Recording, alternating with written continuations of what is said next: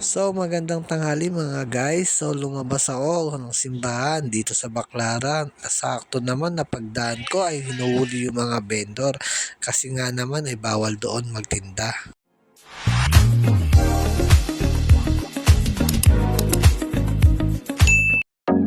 So hello guys, magandang tanghali sa inyo guys. Yung mga nagtitinda dito, ayan.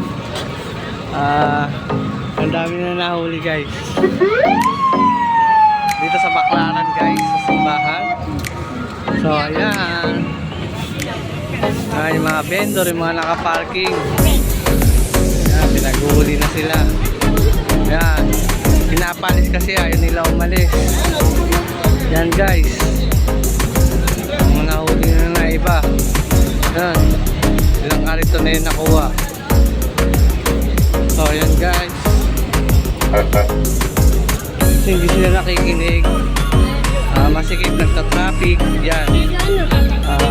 Pinapakiusapan na silang umalis, hindi sila umaalis, yan tuloy guys. Yan, nahuli na yung iba, yan. Si tatay, nahuli na yung ano, yan, palamig, nahuli na naman. Yan guys, ang dami na nahuli guys. Magkaganon tayo? Guys, yung mga nahuli.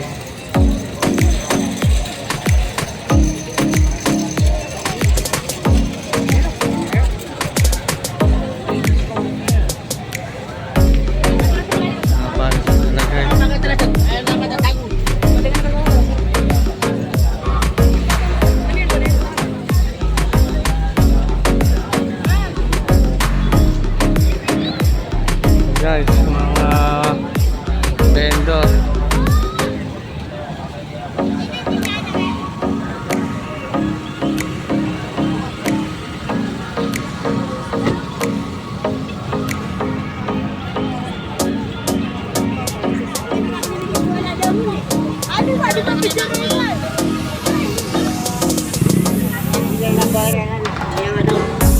Kasi mga e-bike guys, pinapalis na guys. Mga e-bike guys.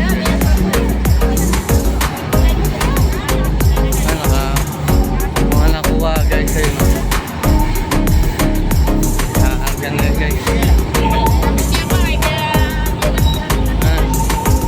Wala yung paninda nila guys.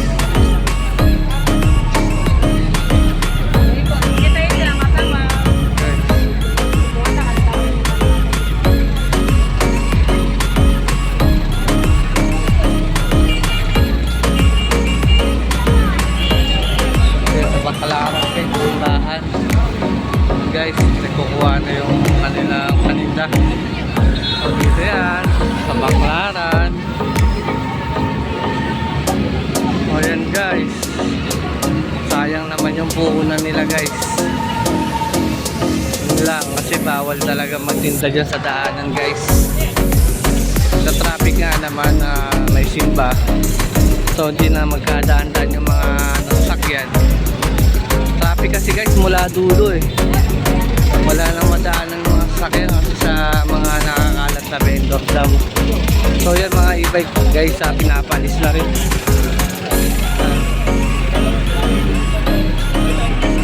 So yan guys, dito tayo sa Baclaran. Baclaran tayo guys, Baclaran. Ngayong December 4 guys.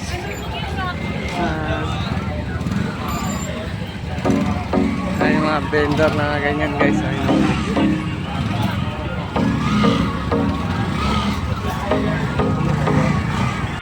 Guys, nandito na iba guys sa dulo. Nagtakbuhan dito guys yung mga vendor. Dito nagtambakan, ang dami. Ayun guys, ang dami dito nagtakbuhan dito sa dulo, dito sa KFC. Malapit sa PI. Dito na nagtakbuhan guys, nagtakbuhan lahat. Yan guys oh. Sabi bawal kasi dun guys eh. So yan guys,